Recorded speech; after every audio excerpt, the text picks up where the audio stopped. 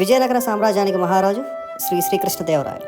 మహారాజా శ్రీకృష్ణదేవరాయలు గుర్రాలపై ప్రత్యేక అభిరుచి కలిగి ఉండేవారు. ఆయన రాజమనేజాల్లో ప్రపంచంలోని అత్యుత్తమ గుర్రాలు ఉన్నాయి. ఒకరోజు ఒక అరేబియన్ గుర్రాల వ్యాపారి రాజసభను సందర్శించాడు. అతను తనతో పాటు ఒక అద్భుతమైన గుర్రాన్ని తీసుకొచ్చాడు. అతను చెప్పిన ప్రకారం అరేబియాలో ఇంకా ఇలాంటి చాలా గుర్రాలు ఉన్నాయని, అవి కూడా అద్భుతమైన నాణ్యత కలిగి ఉన్నాయని చెప్పారు. రాజు ఆ గుర్రం అందచందాలను చూసి మంత్రముగ్ధ అయ్యారు. మిగతా గుంపును తీసుకురావాలని తన కోరికను వ్యక్తపరిచారు. ఆ వ్యాపారి ఈ అవకాశాన్ని ఉపయోగించుకుంటూ 2 రోజుల్లో మిగతా గుర్రాలను తీసుకొస్తానని హామీ ఇచ్చాడు.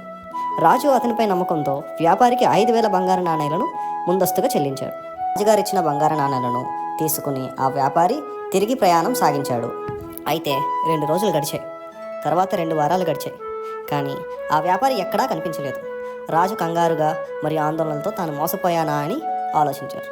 ఒక సాయంకాలం తన మనసు ప్రశాంతం చేసుకోవడానికి తోటలో సంచరిస్తున్నప్పుడు రాజు తన తెలివైన మంత్రి తెనాలి రాముడిని గమనించారు. తెనాలి రాముడు ఏదో తాళపత్రంపై రాస్తూ ఉండేవాడు. అయితే రాజు తెనాలిని తాళపత్రంపై ఏం రాస్తున్నావని అడగక, మహారాజా, విజయనగరంలోని అతిపెద్ద మూర్ఖుల జాబితాని తయారు చేస్తున్నానని చెప్తాడు. రాజు ఆశ్చర్యపడి తాళపత్రాన్ని చూస్తాడు. చూడగా తన పేరు మొదటి స్థానంలో కనిపించి కోపంగా మారుతాడు.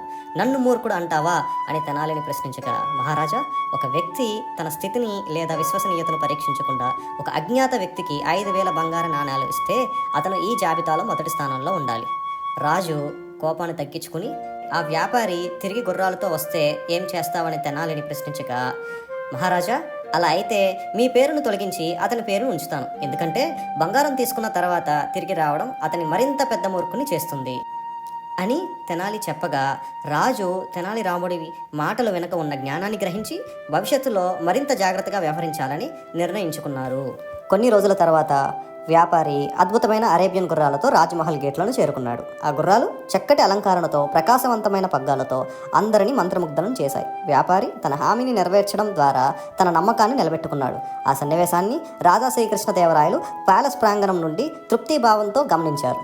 అతను తన హృదయంలో ఆనందంతో చిరునవ్వు విసిరాడు. పక్కనే ఉన్న తెనాలి రాముడు తన తెలివితేటలు, విజయాన్ని చూపిస్తూ చిన్న చిరునవ్వుతో రాజును చూశాడు. మంత్రులు, రాజసభ సభ్యులు అంతా తమ ఆహ్లాదాన్ని వ్యక్తిపరుస్తూ ఆనందంగా చప్పట్లు కొట్టారు.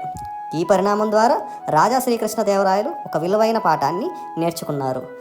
విశ్వాసం ఒక ముఖ్యమైన గుణమైనప్పటికీ జాగ్రత్త కూడా అంతే అవసరమని గ్రహించారు. తెనాలి రాముడి చమత్కారమైన తెలివితేటల వల్లనే ఈ విషయం మరోసారి రుజువైంది.